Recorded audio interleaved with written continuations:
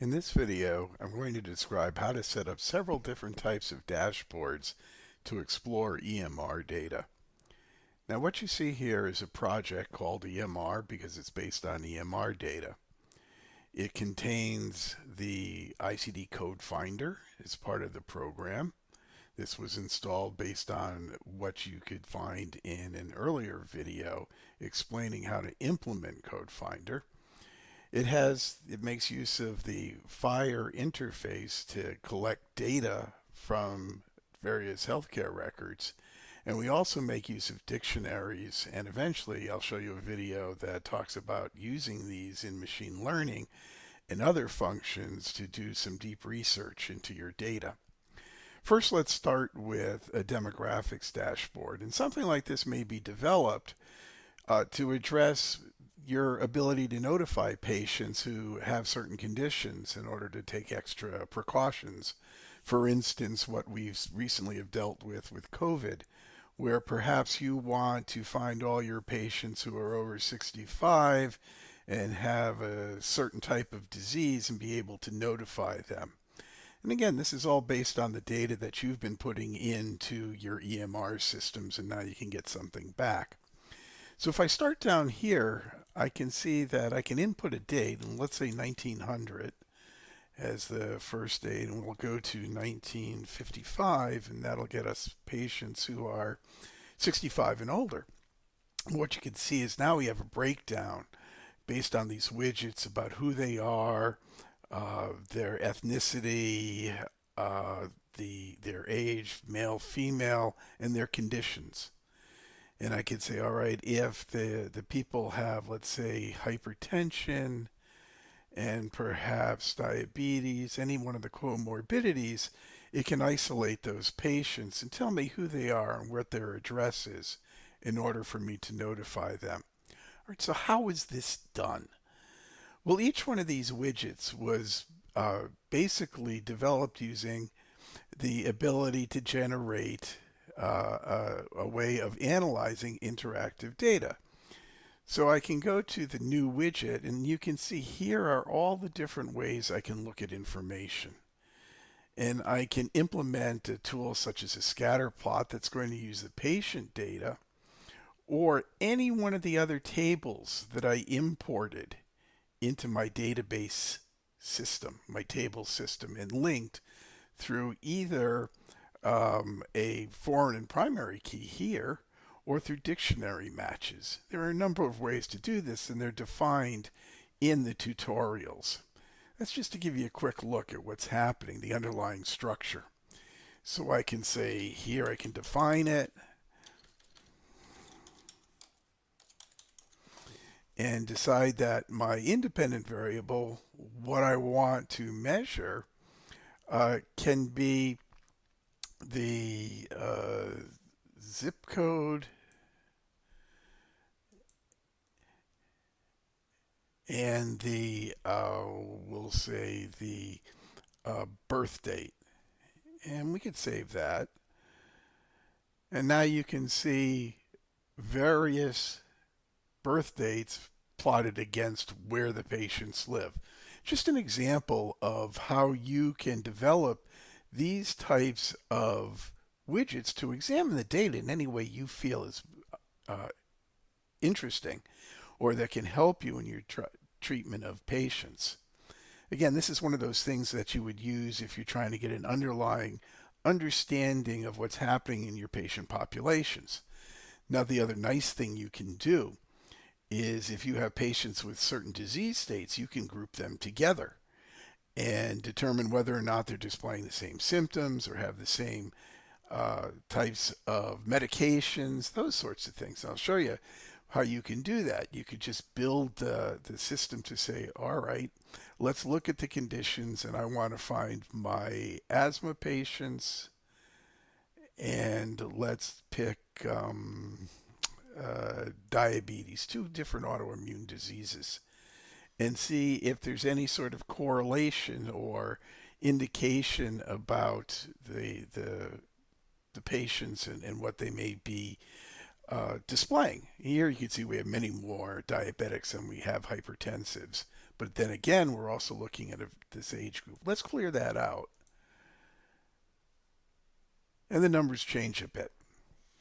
So now what I want to be able to do is look at the observations. And as you can see, I've got nothing here that tells me about their observations. I could easily do that now by building a new table. So we'll call it a table.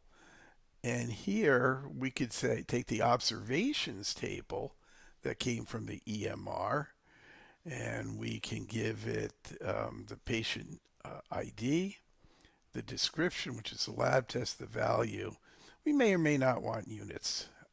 If we have the encounter date in the data, we can show that as well. We save that. And here's the new table. Just move it around a bit. Let's move it down here so we can see more of it.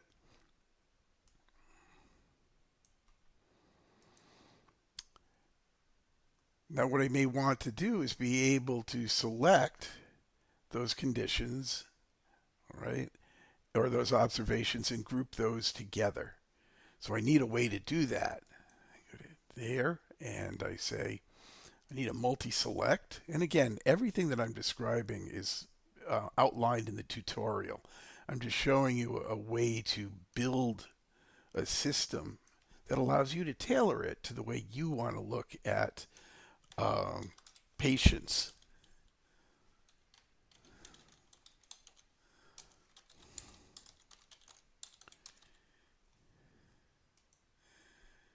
And we need the description and multi-select in case there are many things that we want to look at.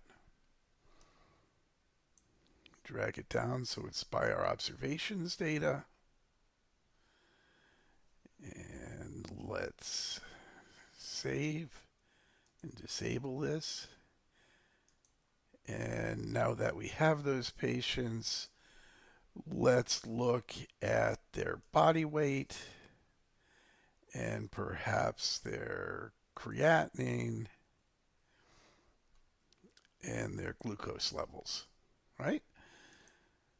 So now you can see this is all populated with those values. And I can, as I apply filters and say, well, show me all the patients who are white with those values, the filters change. Now, the important thing to note here, and we're going to go over this in another video, is that all of these values are grouped together.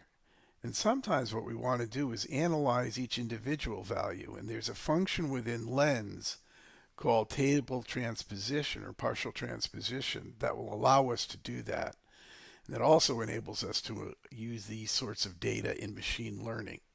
So you could look at a group of different activities or different observations and see if they can be associated with a particular disease.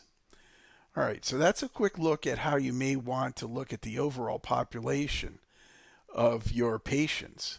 Now I'm going to go to another dashboard, and that's the patient dashboard. And this one was designed to answer a different question. This was to say, well, I'm going to go visit some patients and I want to be able to instantly call up and have a representation of that patient and their history. So I can go here and I select the patient name. And again, you can see it filters all of the information, what conditions they had, different observations. And by the way, these are just either the top 10 or the top 20, all configurable within the system. I can look at procedures. And when I do all of these things, the important thing to remember is that it filters all of the information, right? Everything is interactive. And we're able to look at the information and then start to understand what's happening with the patient. In this case, again, you can see what conditions you treated, what sort of observations you've had with that patient. You can look at the medications that the patient's on and look at when medications you stopped or started medications, and we can select the medication. And as you can see, it can change the filtering time. In this case, they weren't on any of those. If we go to, again, clicking this, we have ways of understanding what that patient was on. Okay, so again, a quick way of developing an easy visualization to indicate what exactly is happening with this patient and what's been done over time. All done through the same method, connecting tables and then looking at those tables and deciding what you want to see. All easily built through the enable mode. I'm going to show you how this was all connected. Remember, there's a video on how you use Fire and how it generates data tables. If I look at the patients, and here are all different tables that were imported from the EMR system, I can look at the patients, and what I can see here are the many-to-many relationships. That is, if I have a column in one table, I want to align it with the similar column in another table so that they're now all linked, and I can connect all of these. In this case, the primary ID or the primary patient ID in the primary patient table is 0. But in every subsequent table as a foreign key, it's represented as patient, and they're all linked together. And this is what allows the system to basically start to show you the dynamic interactions and allow you to call in different activities. Well, there's a lot of topics that were just covered in this video. I'm going to stop now, and we're going to talk a little bit about what happens when we bring in data of different types that we want to start to do more in-depth analysis on. Hope this was helpful. Thanks for listening.